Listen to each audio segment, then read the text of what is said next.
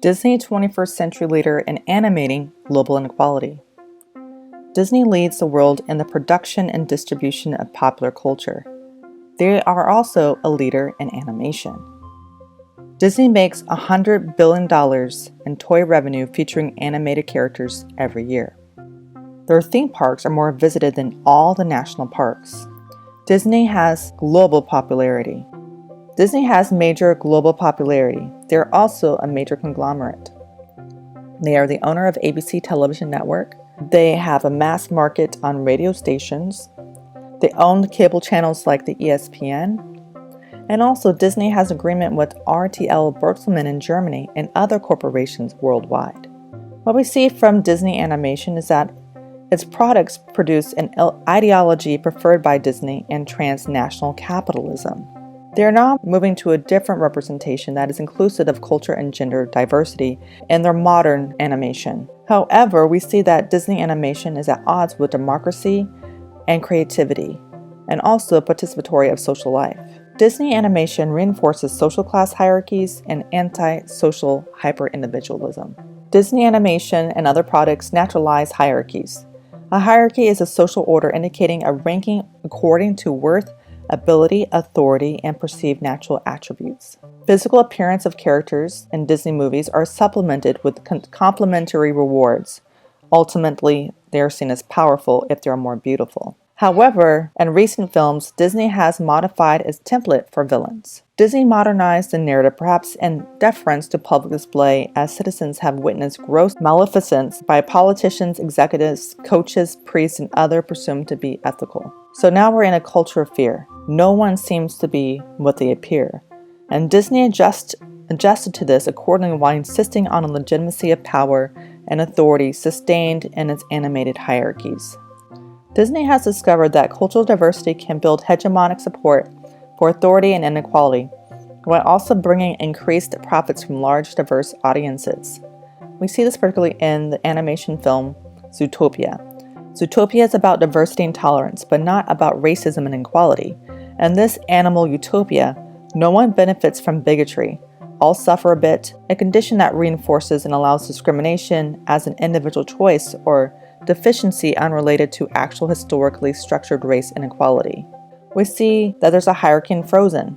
Women can hold and use power if they are royal elites.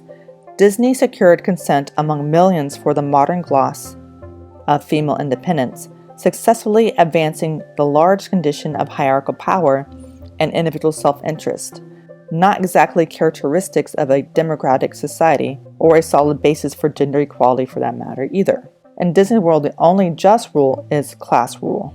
We see that the status quo is maintained in Disney animation. We see that the authority is usually a character that is described as good, caring, and protective of subordinates. When we see the elites in Disney animation, they're usually good. However, we see they use coercion and deceit.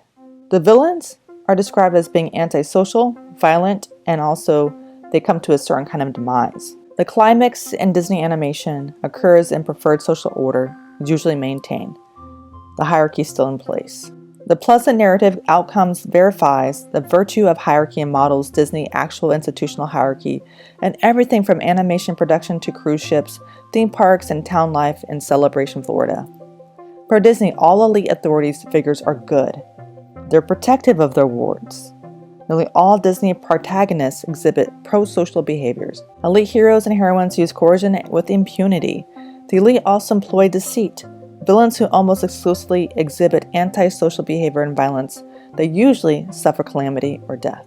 In focusing exclusively on individual elites, Disney dismisses group solidarity and the public interest as unimportant to the story. Individualism and competition are tenets to neoliberal capitalism and definitional characteristics of Disney's fantasy elites. Most non-elites tacitly or enthusiastically understand that hierarchy is good and support the social order no matter who rules. Non-elites are unable to act in their own self-interest. At best, they may be motivated to protect the hierarchical social order. Disney animation does not have any semblance of collective interest. Disney never animates democracy or social responsibility. Disney heroes, in all their wit and wisdom, never seek happiness or fulfillment through commitment or improving the human condition. Instead, all of Disney animation stars indicate that acting against gratification is natural, legitimate, and preferred. Community or family interests or democratic concerns do not appear in Disney. Here are the realities of fantasy. Individual pleasure or meaning derived from Disney commodities reinforce consistent themes of self-fulfillment through consumption. Disney's ability to market popular films and the public delight in consuming their little pleasures can best be understood as a negotiated hegemonic activity. The consent won from appreciative audiences spills over to values and behaviors essential to class relations that require subordinate everyday citizens believing inequality is part of the natural condition of life.